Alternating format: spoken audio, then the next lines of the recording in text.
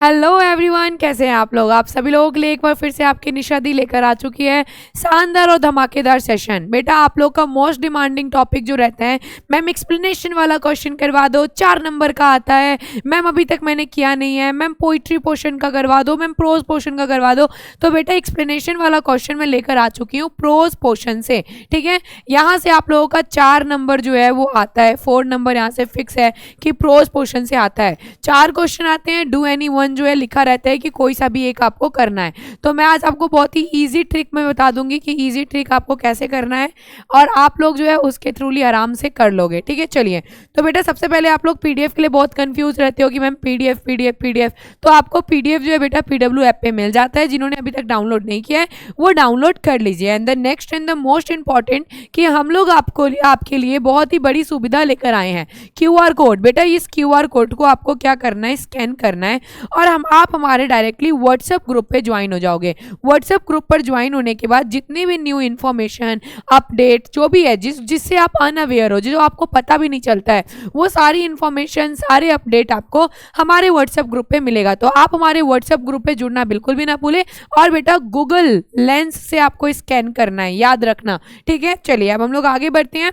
अब बेटा मैंने आपके सामने जो है प्रोज पोर्शन के एक्सप्लेनेशन वाला क्वेश्चन ले आई हूँ। पेपर में इस तरीके से 4 क्वेश्चन आपको दिए जाते हैं। ठीक है, क्या किए जाते हैं, पेपर में से 4 दिए जाते हैं और लिख दिया जाता है बड़े बड़े अक्षरों में कि डू एनी वन, आपको कोई सा भी एक करना है। ठीक है, चारों में से कोई एक करना है। अब आप कहते हो कि मुझे समझ में नहीं आता कि कौन से चैप्टर से हैं, तो मैं आपको बताऊंगी ना, ट्रिक बताऊंगी भाई। देखो सबसे पहला है, a man is not necessary happy because he is rich और unhappy because he is poor. या जरूरी नहीं है आदमी अमीर है तो खुश रहेगा, गरीब है तो मतलब दुखी रहेगा।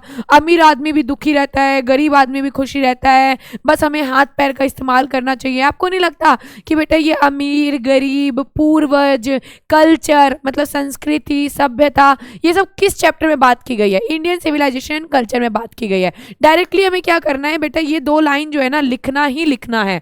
मतलब आप गांठ बांध लो कि एक्सप्लेनेशन वाले चैप्टर में, एक्सप्लेनेशन वाला लाइन में आपको क्या काम करना है, आपको ये 2 लाइन लिखना है। सबसे पहला चैप्टर का नेम, नेक्स्ट वन इज बेटा राइटर का नेम, कि आपको लिखना है। ये चैप्टर आपको समझ में आ गया किस चैप्टर से ये लाइन, तो आपको लिखना है this line is taken from Indian civilization and culture compose by Mahatma Gandhi. In this line the poet want to say that. बेटा ये आप 2 लाइन लिख दोगे ना, यहाँ से आपका 1 नंबर फिक्स हो जाएगा। ठीक है, मतलब ये 4 नंबर के क्वेश्चन में ना 1 नंबर मिलता है बस यही 2 लाइन का, क्योंकि हमारे एग्जामिनर देखना चाहते हैं कि क्या बच्चों को पता है कि ये कौन से चैप्टर का है। तो ये 2 लाइन बहुत इंपॉर्टेंट है, याद रखना। जब भी पूर्वज, सभ्यता, संस्कृति, अमीर गरीब की बात होगी तो याद रखना ये इंडियन सिविलाइजेशन का ही लाइन होगा। तो आप लोग लिख देना this line is taken from Indian civilization culture compose by Mahatma Gandhi. In this line the poet want to say that. आगे क्या लिखेंगे मैडम जी? बेटा आगे क्या काम करना है, आपको समरी लिख देना है। ठीक है, क्या करना है, इसके आगे आपको समरी लिख देना है। अब आप बोलोगे हैं समरी क्यों लिखेंगे, गलत हो जाएगा। तो नहीं बेटा, एक समरी जो होता है कितने लाइन का होता है, 5 नंबर का मिलता है ना लिखने के लिए, और ये क्वेश्चन आपके 4 नंबर का है। तो जब तक आप 5 नंबर लाइक नहीं लिखोगे आपको 4 नंबर नहीं देगा। ये बिहार बोर्ड है, लिखना पड़ता है। ठीक है, समरी में आपको सारा आंसर मिल जाएगा, समरी के अंदर आपको सारी की सारी आंसर मिल जाएगी। इस लाइन का मतलब है कि एक आदमी जरूरी नहीं है कि अमीर है तो खुश है, गरीब है तो दुखी है। इसका क्या मतलब हुआ, ये लाइन क्या बोलना चाहता है? तो हमारे महात्मा गांधी, हमारे पूर्वज ने तो यही हमें बताया है ना कि जिंदगी को उन्होंने बहुत करीब से देखा है। जरूरी नहीं है कि अमीर लोग खुश हो, पैसे वाले लोग खुश हो, गरीब लोग भी खुश होते हैं। यदि आप हाथ पैर का इस्तेमाल करोगे जीवन में खुशी रहोगे। यदि पैसे रहेंगे तो आपके पास बहुत सारा सामान रहेगा, आप आलसी बन जाओगे। तो यही चीज तो समरी में भी बताई गई है। आप सभी लोगों को मैंने चैप्टर पढ़ाया है, आप समरी खोल लो और आप देखो मैंने टोटल समरी मेंशन कर दिया है। मैंने क्या किया है, समरी का लाइन उठाया है, यहाँ पे लिख दिया है और बेटा मुझे मिल जाएगा 4 नंबर। तो आपको भी यदि 4 नंबर चाहिए तो एग्जाम में आपको क्या काम करना है, पहला जो 2 लाइन मैंने बोला है कि this line is taken from this chapter compose by that writer, in this line the poet want to say that. जो भी चैप्टर का होगा उसका ही राइटर और उसी का चैप्टर लिखना है, ये नहीं कि सब में एक ही भर देना, ठीक है। तो जिस चैप्टर का होगा वो लिखना है, उसके बाद आपको समरी लिख देनी है। आपको 4 नंबर देने से कोई भी नहीं रोक सकता, मतलब आप 4 नंबर ले ही लोगे, एग्जामिनर ना भी चाहे फिर भी वो आपको 4 नंबर दे देगा, ये सोच के कि ये बच्चा बहुत इंटेलिजेंट है, पूरे अच्छे से एक्सप्लेन किया है, मैं तो इसे 4 नंबर ही दूंगा। चलिए ये क्वेश्चन समझ में आ गया। नेक्स्ट क्वेश्चन जो है ना आप लोगों के लिए, ये आप लोगों को बताना है कि ये कौन सा चैप्टर से है, ठीक है। तो आप लोग मुझे अभी कमेंट करके बताओ कि ये कौन से चैप्टर से है। मैं लाइन समझा देती हूँ, ठीक है। And as we walk we make place that we shall always march ahead. बेटा प्लेस मतलब होता है शपथ लेना, ओथ मतलब होता है शपथ लेना, ठीक है। तो आप मुझे बताइए कि ये शपथ लिया किसमें जा रहा है, किसमें शपथ ले रहा है कि हम रुकेंगे नहीं, हम न्याय दिलवाएंगे, हम आगे बढ़ेंगे, हम चलते रहेंगे। आपको नहीं लगता ये आगे बढ़ना है, चलते रहना है, रुकेंगे नहीं, शपथ लेते हैं, ये हमारा आई हैव अ ड्रीम चैप्टर में बोला गया है ना। ये कौन से चैप्टर में बोला गया है? आई हैव अ ड्रीम चैप्टर में बोला गया है मार्टिन लूथर किंग जूनियर के द्वारा। तो ये वाला आपको खुद बनाना है, ठीक है। ये वाला मैंने आप लोगों के लिए HW के लिए दिया है कि ये आपको खुद बनाना है, ठीक है। आपको सबसे पहले लिखना है this line is taken from the chapter I have a dream compose by Martin Luther King Junior, in this line the poet want to say that. उसके बाद आपको समरी लिख देनी है, ठीक है। देख रहे हो तबीयत कितनी खराब है, फिर भी क्लास ले रही हूँ, ठीक है। तो ये समझ में आ गया। एक बार यस मैम बोल दो बेटा, सारे बच्चे यस मैम बोल दो।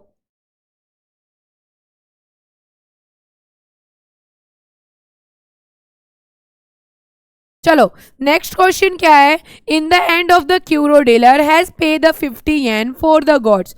आपको नहीं लगता बेटा ये कद्दू हो गया, 50 येन हो गया, क्यूरो डीलर हो गया, सीबी हो गया, ये कद्दू वद्दू की बात होगी, टीचर वीचर की बात होगी। आपको नहीं लगता कि ये कौन से चैप्टर से है? द आर्टिस्ट चैप्टर से है, क्योंकि वो पूरा का पूरा चैप्टर किस पे है? कद्दू के ऊपर है ना। तो जब भी कद्दू की बात होगी ना तो बिना सोचे समझे समझ जाना कि द आर्टिस्ट चैप्टर से है। तो आपको क्या काम करना है? आपको लिखना है, ठीक है, कि this line is taken from the chapter the artist composed by Siganoya, in this line the poet want to say that. आपने देखा मैंने किस तरीके से ये 2 लाइन लिखा। जैसे आप ये 2 लाइन लिखोगे 1 नंबर फिक्स हो जाएगा, ठीक है। आप जैसे ये 2 लाइन लिखोगे 1 नंबर फिक्स हो जाएगा। बाकी के 3 नंबर के लिए क्या करना है? समरी लिखना है, ठीक है। आपको क्या काम करना है? समरी लिख देना है। मैंने शॉर्ट में निपटाया है, बट आप शॉर्ट में मत निपटाना, वरना बेटा 4 नंबर की जगह पता चलेगा वो आपको सिर्फ 1 ही नंबर दे, और नहीं तो बेटा आपको 2 नंबर दे दे, ठीक है। तो आपको 4 नंबर चाहिए तो आपको 5 नंबर जितना लिखना पड़ेगा। मैं बार बार बोल रही हूँ, बिहार बोर्ड है, 5 नंबर जितना लिखोगे तभी 4 नंबर मिलेगा, ठीक है। तो आपको लिखना है कि बेटा वो जो क्यूरो डीलर था, मतलब एंड में क्या होता है, तो क्या होता है ना कि वो जो क्यूरो डीलर होता है वो जाकर वेल्थी कलेक्टर को जो है उसका कद्दू बेच देता है। वो 60 येन में कद्दू बिकता है, ठीक है, 50 येन में कद्दू बिकता है। तो यही सारी चीजें इसमें बतानी है, ओके। एक बच्चे का आर्ट एंड क्राफ्ट को बर्बाद कर दिया जाता है। तो जो समरी होती है, हमें क्या काम करना है? हमें समरी लिख देना है, क्योंकि बेटा इस लाइन का मतलब ऑलरेडी समरी के अंदर छुपा होता है। तो आप जब समरी लिखोगे तो हमारे एग्जामिनर को लगेगा कि बच्चे ने पूरे डिटेल में चीजों को एक्सप्लेन किया है, और बेटा आपको 4 नंबर मिल जाएंगे, ठीक है। चलिए अब हम लोग आगे बढ़ते हैं। नेक्स्ट क्वेश्चन हमारा देखो क्या है बेटा। नेक्स्ट क्वेश्चन है thus we in the West would regard as the outrage that we can women could lose her their own name and become known as the mother of the first born. आपको नहीं लगता बेटा ये born हो गया, या फिर child हो गया, या फिर बेटा वुमेन हो गया, ठीक है, वुमेन हो गया, ये जब भी यूज किया जाएगा, ठीक है, वुमेन हो गया, सॉरी वुमेन हो गया, जब भी ये यूज किया जाएगा, ठीक है, तो आपको नहीं लगता कि ये चाइल्ड इज बॉर्न चैप्टर का है, जिसमें बच्चे की बात होती है कि पहला बच्चा हो गया, प्रेग्नेंट लेडी हो गई, या फिर बेटा मतलब रिचुअल्स या कस्टम, ठीक है, रीति रिवाज वर्ड यूज होगा। तो समझ जाना कि भाई ये कौन से चैप्टर का है। अ चाइल्ड इज बॉर्न, ठीक है, a child is born chapter से है, क्योंकि बच्चे बच्चे की बात ना उसी में की जा रही है। तो याद रखना this line is taken from a child is born compose by the German great, in this line the poet want to say that. आप देखो बेटा मैंने किस तरीके से ये लाइन लिखा और मेरा 1 नंबर फिक्स हो गया। बाकी के 4 नंबर के लिए क्या करना पड़ेगा? 3 नंबर के लिए तो बेटा समरी लिखना पड़ेगा, कुछ नहीं करना है। यहां से यहां तक मैंने क्या काम किया है? समरी को उठाया है और लिख दिया है।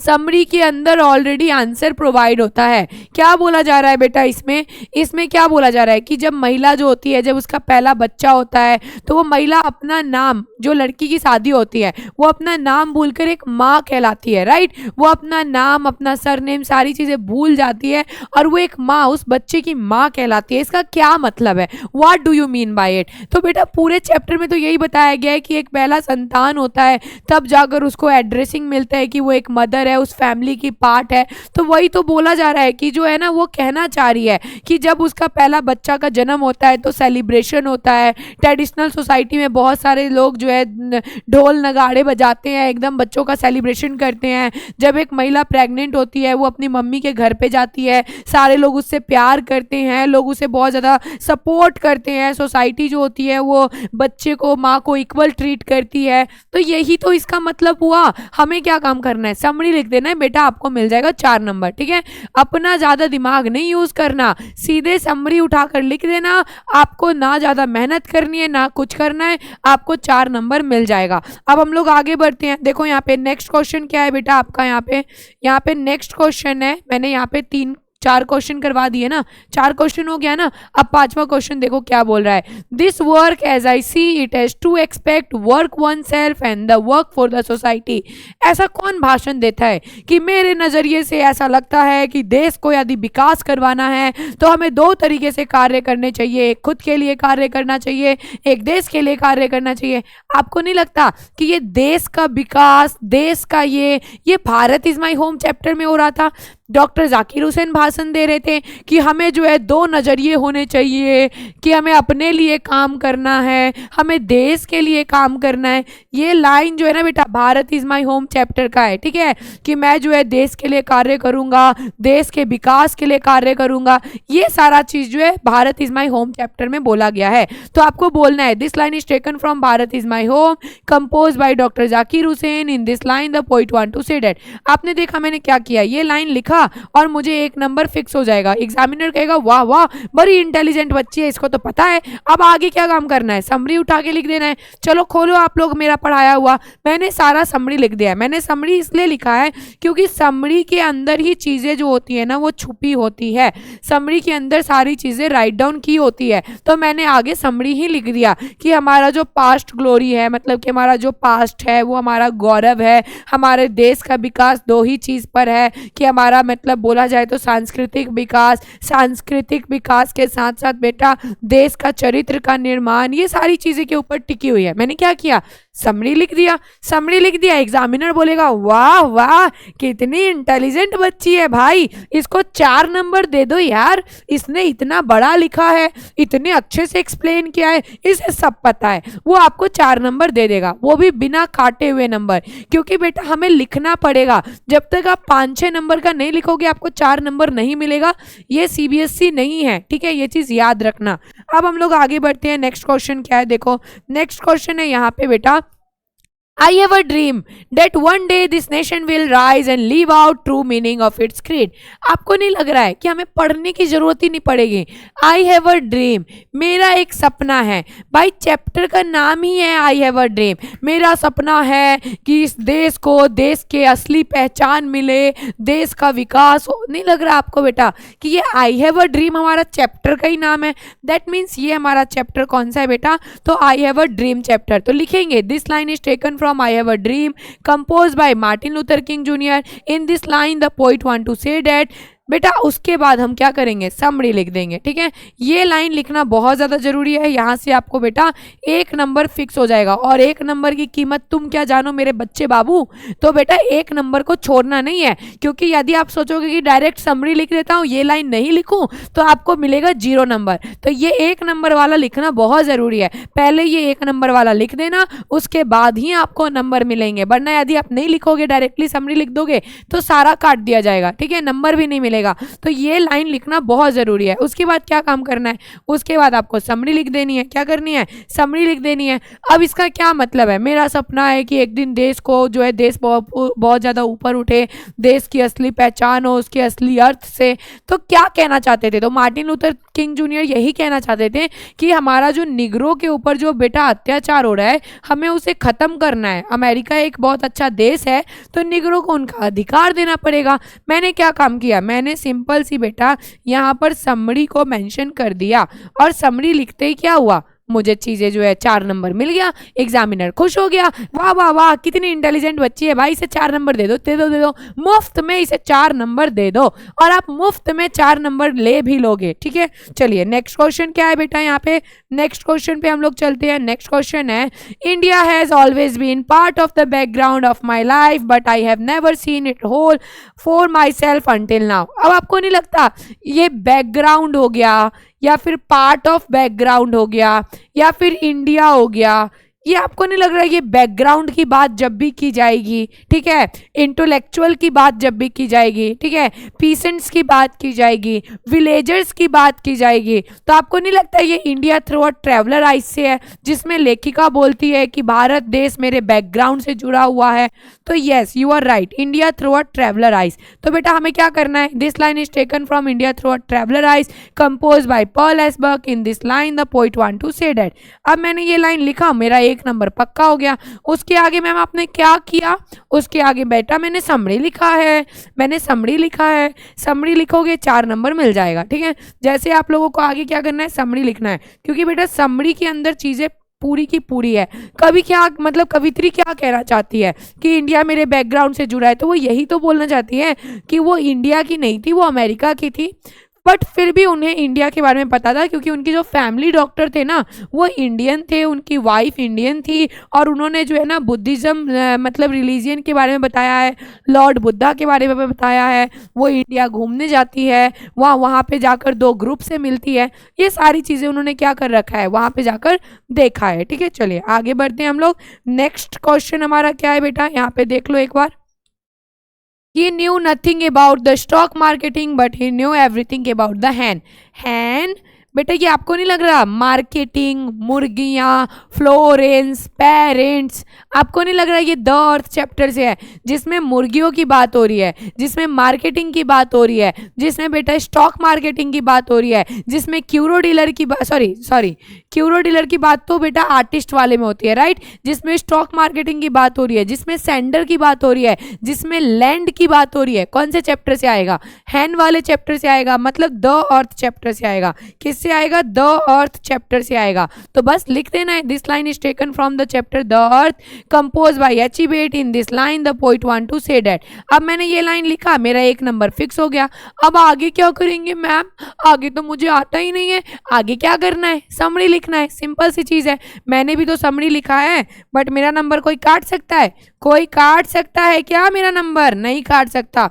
मैंने भी समरी लिखा है क्योंकि बेटा समरी के अंदर सारी चीजें आ जाती है। ठीक है, वो जो है स्टॉक मार्केटिंग के बारे में कुछ भी नहीं जानता, बट मुर्गियों के बिजनेस के बारे में सब कुछ जानता है। इसका क्या मतलब है कि वो एक बहुत ही मासूम सा बिल्कुल सिंपल माइंडेड लड़का था, बट उसके फादर ने उसको मुर्गियां खरीद कर दी। जब वो मुर्गियां पालना शुरू कर दिया, उसका दिमाग बहुत तेज हो गया। उसने एक लड़की, चिकन फार्म में काम करने वाली एक लड़की थी, उससे उसने शादी कर लिया। वो इतना चालाक हो गया कि अंत में वो अपने माता पिता को ही छोड़ दिया। तो इस लाइन का मतलब तो यही हुआ ना। तो बेटा वो सारी चीजें सीखा, वो क्या प्रोसेस था, तो ये सारी चीजें कहाँ लिखी हुई है भाई, ये सारी चीजें कहाँ लिखी हुई है भाई, बता दो मुझे। तो मैम ये सारी चीजें समरी में लिखी हुई है। तो जब आप समरी लिखोगे तभी जाकर आपको क्या मिलेगा, 4 नंबर मिलेगा। अब आपको दिक्कत नहीं होना चाहिए, मैंने आपको सारा चीज बता दिया कि आपको कैसे समझ में आएगा कि ये कौन से चैप्टर का है। जब भी भारत देश की बात हो, सभ्यता की बात हो, संस्कृति की बात हो, एक आदमी खुश नहीं है, हाथ पैर का इस्तेमाल का बात हो, तो समझ जाना बेटा वो इंडियन सिविलाइजेशन का है। मेरा देश का विकास हो, मेरे कल्चर का विकास हो, ये किस में बात की जाती है, भारत इज माई होम में की जाती है। मेरा सपना है काले निग्रो लोगों की बात हो, ठीक है, डिस्क्रिमिनेशन की बात हो, कौन सा चैप्टर हो जाएगा, आई हैव अ ड्रीम चैप्टर हो जाएगा। जिसमें मुर्गियों की बात हो रही है द अर्थ हो जाएगा, जिसमें कद्दू की बात हो रही है द आर्टिस्ट चैप्टर हो जाएगा। समझ में आ रहा है ना। तो बस बहुत ही ईजी है। जिसमें बच्चे की बात हो रही है चाइल्ड इज बॉर्न चैप्टर हो जाएगा, जिसमें भारत देश के बैकग्राउंड की बात हो रही है वो इंडिया थ्रू अ ट्रेवलराइज हो जाएगा, जिसमें आइडियाज की बात हो रही है, याद रखना जिसमें आइडियाज की बात हो रही है तो वो idea that have help Mankind chapter हो जाएगा, जिसमें प्रेस की बात हो रही है तो वो हमारा how free is the press chapter हो जाएगा। Like this one is very easy, बिल्कुल भी घबराने की जरूरत नहीं है। जिसमें मैरिज प्रपोजल की बात होगी, जिसमें शादी की बात होगी, जिसमें टेम्परमेंट का बात होगा, जिसमें लोम का बात होगा, ये मैरिज प्रपोजल चैप्टर हो जाएगा। Then it is very easy, आपको बस देखना है एक लाइन एक वर्ड, आपको याद रखना बेटा सिंगल वर्ड, ठीक है। आपको जो है ना सिंगल वर्ड देखकर आप पहचान जाना चाहिए कि भाई ये कौन से चैप्टर का है, और मैंने आपको बड़े ही आसान तरीके से बता दिया है। तो यहाँ पे हमारा क्लास जो है खत्म होता है। होपफुली आप लोगों को अब कोई डाउट नहीं होगा, एक्सप्लेनेशन वाला क्वेश्चन अब बड़े ही आराम से बना लोगे। याद रखना कि 4 क्वेश्चन में से कोई एक करना है, मतलब कि टोटल चैप्टर कितने हैं, 11 चैप्टर है, तो 11 चैप्टर में से कोई एक चैप्टर तो तुमने पढ़ा होगा ना रे बाबा, तुम लोगों को मैंने सब कुछ पढ़ाया है तो तुम लोगों को आता होगा ना। तो वो 4 चैप्टर अलग अलग होंगे, इन 4 अलग अलग चैप्टर में से क्या तुम लोगों को एक चैप्टर का कुछ नहीं आता होगा, समरी आता होगा ना, तो बस एक चैप्टर का समरी लिख देना है, ठीक है। याद रखना इंडियन सिविलाइजेशन एंड कल्चर को अच्छे से कर लेना।